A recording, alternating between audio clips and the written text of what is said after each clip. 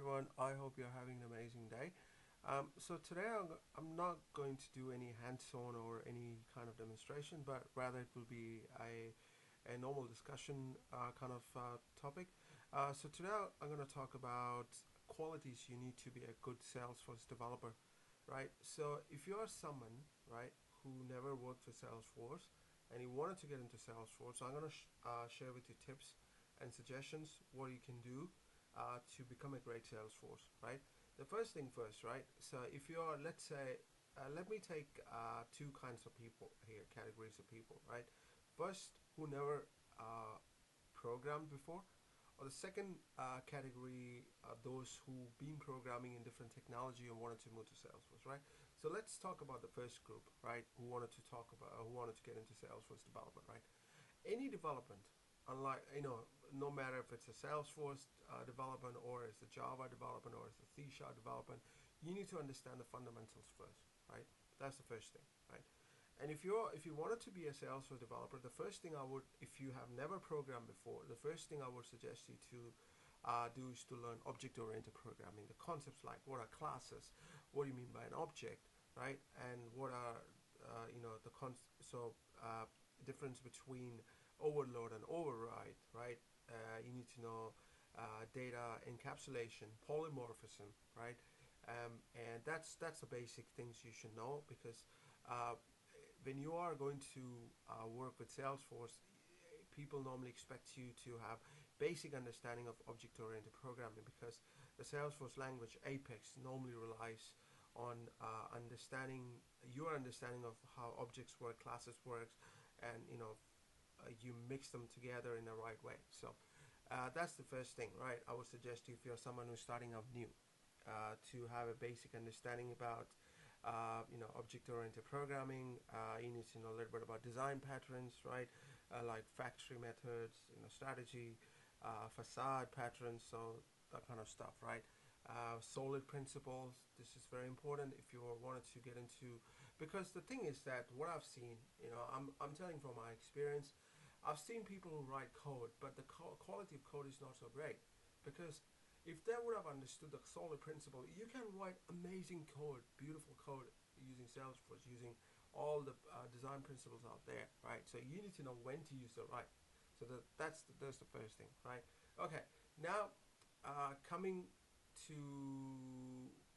another category who wanted to jump into programming, Salesforce programming, and they've been programming for many years, like someone like me, right?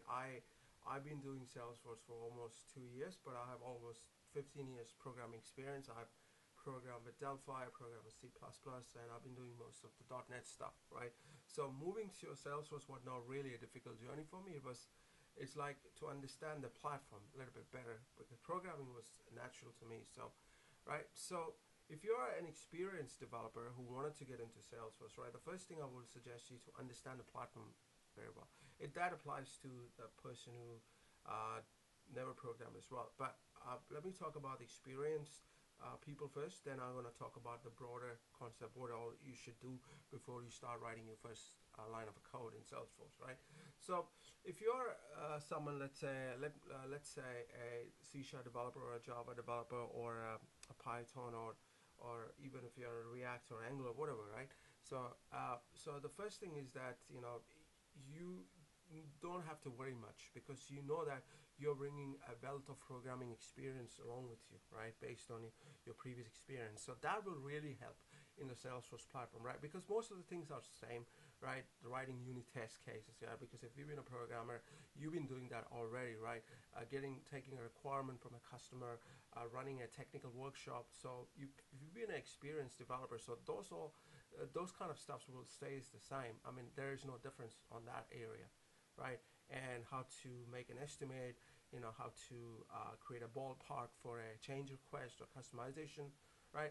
Those all kind of experience you will be bringing from other workplaces or other technologies you work with, because at the end of the day, it's another tool, right, to build a solution, right? So that's gonna help you guys. So if you're experienced, if you wanted to get into Salesforce is quite hot in the market at this point of time, And if your company wants to invest in Salesforce, they're doing the right decision. There is a Microsoft one as well, and I'm not going to talk about at this point of time. Let's focus on Salesforce, right? Just to let you know, right? There's a competition out there as well. Okay, so you bought experience, you bought a lot of previous knowledge with you, so that's really going to help you in your Salesforce journey, right? So now, unlike someone who never works in any company, or is this your first job, right? So that's the difference, right? If you're an experienced person moving to Salesforce, you will have easy ride compared to someone who never programmed before. So that's the fact, right? Because we need to give respect to people who already have a lot of experience in different technology and domain, right? Cool. Okay, now coming to a broader, which applies to if you're someone who new to programming or someone who experienced, right? So before you jump into Salesforce first line of code, you need to understand the platforms first, right? You need to understand the admin stuff, which is extremely important in my point of view, right? Because there are a lot of things which you can do in Salesforce without writing code, right? Let me give you one simple example. If you are working with an opportunity, right? Let's say you have an opportunity, right? Your salesperson is working on an opportunity, and there's a requirement, right? Whenever an opportunity is marked as a closed win, then you need to update a certain field, right? You can do that using Trigger, no problem with that. But is that a good solution? Absolutely not. You can use Process Builder instead, right? To do that. Because the problem with writing code for every single thing, it's very difficult to maintain, right? And when you have something which is out of box, you don't have to write a code, right? It's like saying I wanted to write a code for creating a custom object. That's, to me, shows that you have no understanding about how the Salesforce works, first of all, right? So my suggestion to you, if you're starting off for the first time, if you wanted to be a Salesforce developer, that's great. You're on a great pathway. But the first thing, please study the admin part, right? So let me get you to the first thing, what I meant by admin part, right? The first thing I will always encourage you to do to register for an org. You cannot learn just by reading stuff. It's not gonna work, right? If you wanted to learn something, you need to do hands-on. The first thing, register for an org. I've covered so many videos talking about it. So register for an org. It's free. Once you do that, you log into an org, you get something like this, right? So the first thing, few things you need to know: how to create a user, right? So you're in a setup, right? So you go to quick find. So I'm talking about few things you need to know. You need to know how to create a user, right? It's very important to understand the Salesforce users, right? Okay. And so how to create a user. So that's very basic thing. And what do you mean by roles? And what's the difference between the roles and profiles? Very important to know. And when to use permission sets, right? And when to use the sharing models, manual sharing, right? And what is org-wide defaults. Security is very important. It doesn't matter you are an admin or a consultant or a developer, you need to understand this very well, right? So this is where you go and create a user, and you need to know the kind of naming convention to use in the username. Very basic stuff. It's very basic, but it's very handy, right? Then you need to know, like I said, how to go to Object Manager. So this is how you go to Object Manager, where you can see about different objects, right? And you need to know how to use Schema Builder, which is very important, right? So this is the Schema Builder, which takes you here, right? Because it's a visual representation of an object, right? You can do a lot of stuff here as well, okay? And then another thing I would expect you to know, you need to know about the cool stuff. That is the Process Builder. So you can type process, will take you to Process Builder here. A lot of things, if you wanted to do behind the scenes, you can do using Process Builder. You can, post a message to the chatter. You can create a new record based on a condition, right? You can use formula fields, right? You can even trigger an Apex code, right? So you need to understand those ones first before you write your first line of code, right? Another thing I would highly encourage you should know, that's about the flows, right? Trust me, flows is a game changer in my opinion. Using flows, you can do amazing stuff. You can build extremely complicated flow without writing a single piece of a code. A lot of stuff you can do using flows. So that's one of the, if you're a Salesforce developer, I would highly expect you to know how to work with flows, because there are so many things which you can do with flows without writing a single line of a code, right? So that's first thing you need to understand. And there is another thing is about called the workflows, right?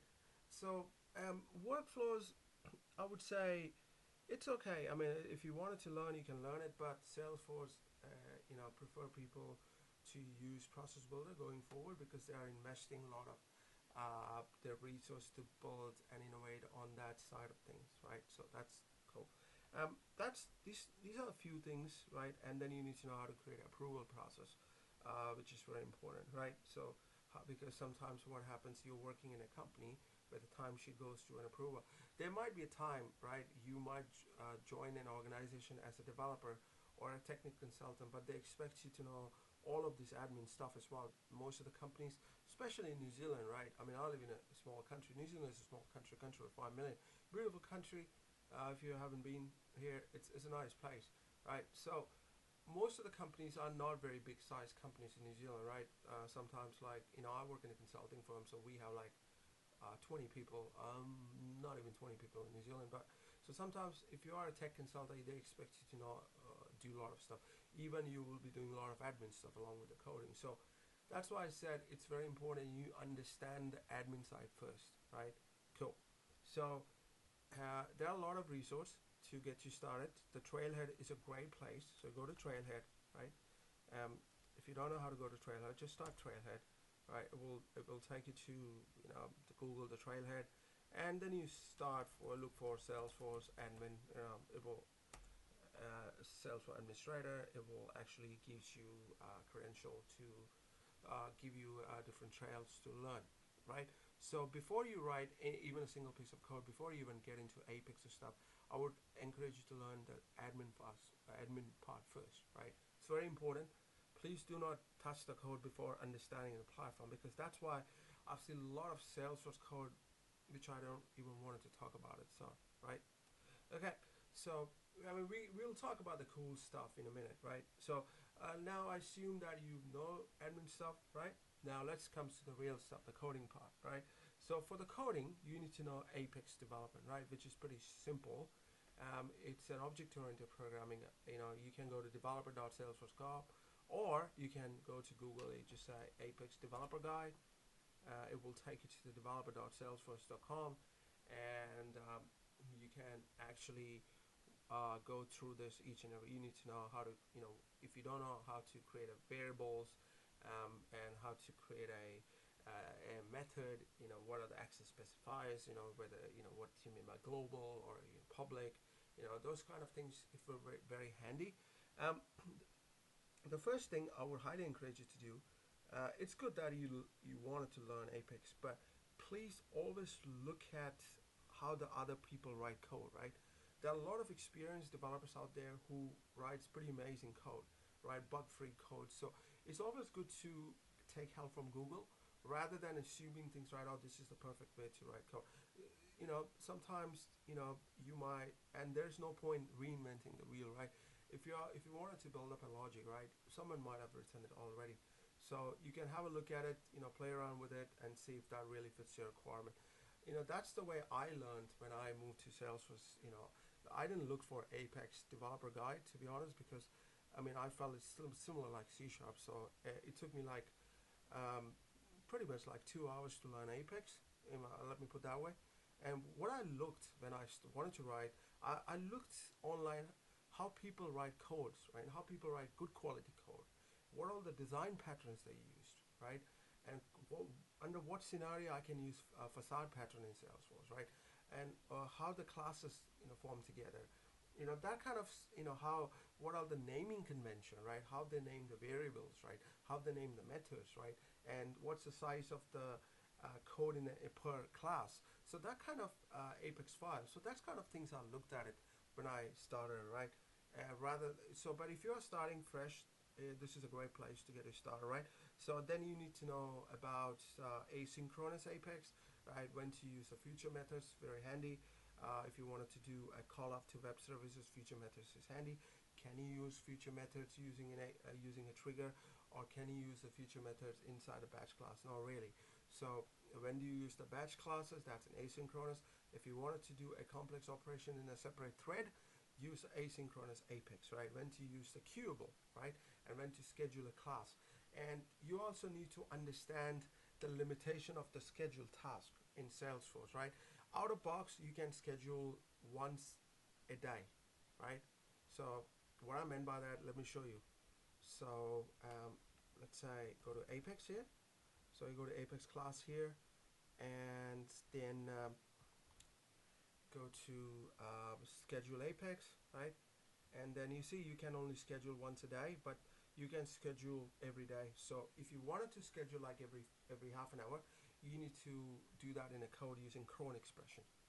I don't want it to scare you guys, but I'm just giving you a context what all stuff you can do, right? These are all things you will come across, right? So if you wanted to be a developer, you need to know all this stuff, right? So it's not only about coding, right? So that's pretty cool part of it, right? And then you need to know a little bit about the Lightning app builder and how to use connected apps. And if you're building web components, then you need to know the Lightning development as well, because that's the future Salesforce is moving forward to. Visual Force, what I would say, if you have a if your company is using Visual Force, it's good to know. But for any future web development, it's good to use the Lightning. That's my personal opinion. Uh, so these are the stuff. So you can Google for the Lightning web development. So you can actually say there are a lot of tutorials out there people covered. So you can actually check those out on YouTube. So it will take some time for you to learn. Please don't get overwhelmed. And another thing I wanted to mention is like if you wanted to do Salesforce development, just don't think only from a code point of view, right? Please try to understand a business perspective, right? Because the thing about the code developers, right, we actually bring a business process into life. Think about from that point of view. Anyone can write a piece of a code, right? I mean, even tomorrow we have advanced technology where everything will get automated, right? I mean, you don't need humans to write a code. The computers can do that by themselves. So what is that you bringing separate to the table, right? You need to understand the business process, right? That's very important. I can't emphasize enough how much important to understand the business process. If you don't understand the business process, then you're just a code monkey. I'm sorry to use that terminology, but that's the fact. You understand the business process, what exactly the client is asking for, and you can think from a user point of view, right? It's very important to think from a user point of view because users are not geeks, right? I mean, I've been programming for many years, right? And when I started, I did a mistake. I used to think, oh yeah, for me, writing a fancy code is more important. That's not the case. Keep it simple. That's all it is, right? And then you need to be a active learner, right? That's very important. Please attend conferences if you can. Please attend, community. Like in New Zealand, in Wellington, we have Salesforce meetings like for pretty much every week. And please be a part of a forum, right? So post your questions, help out people. Like I do Salesforce tutorials, right? I mean, I mostly started for certification series to help people get certified. So, and I do for free, right? I don't charge anything. I mean, I might do some Udemy course on integration designer kind of stuff, architecture stuff, but that's later. So yeah, sorry, I digress. So I'm just wanted to say that. So as I said, few things, right? If you wanted to be a Salesforce developer, good Salesforce developer, not just an average junkie, learn admin. That's must, right? And Apex, you should have a fairly decent understanding about how Apex works. Batch processes, asynchronous Apex, right? Um, and then you need to know about APIs, which is important when you're going to do integration, right, with a third party web services. So I mean, I've used mostly APIs. So, and you need to understand about the security protocols, OAuth, when to use it, that kind of stuff. SAML, single sign-on, that kind of stuff is important as well. So integration will play a crucial role at times in your development career. Like I've done a lot of integration, so I can tell that a client, if you are signing up a new client, they might expect you to integrate with existing, SAP or Bamboo or whatever, right? Oracle or whatnot, LinkedIn or whatever. Just an example, right? So and the Lightning component, if you are getting into a UI development, so the Lightning knowledge of web component is essential in my opinion. But if your company does only Apex, now you might ask me, right? When do we actually use Apex, right? Right. So the first thing, like, if you wanted to, let's say you are working on a Salesforce software, right? ERP system built on Salesforce, and out of box do not support that functionality like a process change, a billing process, or whatever, right? So and you can't do that stuff using process builder or flows. Then in that case, you need to write Apex code to do the stuff. Sometimes you have to schedule it. Sometimes you can create a non-schedulable, right? So depending upon the context and a business requirement, right? So that's the thing. Okay, so I think that covered a little bit grounds. And please, one thing I would suggest to you that if you wanted to be a great developer, please try to learn design patterns. It's very important because design patterns are essential because it helps you write a reliable and future-proof code. And please, as a developer, it's your responsibility when to say no to the code and when to say yes to the code. This is very important because you should not say yes for customization for every single requirement. Most of the times you won't even need the use of a code. That's what makes a good Salesforce developer, right? Right. So I hope that helps. And if you're someone, and I don't want to talk much about the job markets because I don't know the job markets in your country, how it works. In New Zealand especially, right? The first thing is the behavior interview. It's very, very, very critical in this part of the world. Culture fit, right? That's, if you don't make up that interview, technology is useless because if you're not a cultural fit in the team, you know, people won't be interested to hire you. Because my boss used to say, I remember one of my bosses used to say, skills can be taught. It's the attitude that matters the most, right? So that's why in this side of the world, especially in ANZ, Australia, and New Zealand, behavior interviews are extremely important, right? Behavior interviews like, how do you do well in certain things? Tell me about your challenges. What's your strength? What's the difficult coworkers you work with? Kind of stuff. There are for thousands of behavior interview questions out there. So if you are someone who's looking for a job in New Zealand, that will help. And you be prepared to do coding interviews, right? Sometimes they will give you design problem, right? They wanted to understand your not just, if I do coding interview, I want to ask, explain to me what is maps or what is a list. No, I won't give you that kind of question. I will give me a scenario where you failed last time in a project and what are the challenges you faced and how did you overcome it. And I might give you some design problem, right? Can you draw me, if I have an Apex class, I wanted to schedule this. I don't want you to learn the syntax, right? You can Google it. But if I will give you a scenario, right? If I wanted to process 50,000 records, and which option do you use? Do you use feature method or use queuable or use batch, right? And if I say I have 5 batches to process, would you choose between queuable or batch Apex? Why and why not? And tell me the drawback of using it and what do you think about the future implication if I wanted to add something else to. So that kind of questions I'm more interested to know because it comes with experience, right? I'm not interested to tell you to tell me, explain batch class. No, I'm not interested. I wanted to know from a real perspective the real stuff you worked on. But if you're someone who hasn't worked on Salesforce, don't worry about it. Most of the companies, if they know you are pretty new to Salesforce, they're pretty lenient. They expect you to understand, if you have a right attitude and get stuff done, a can-do attitude, most of the time you will be hired. So that's pretty much I've seen from my experience. So it's all about attitude, and your excuse me, and how you take stuff as it comes to you, right?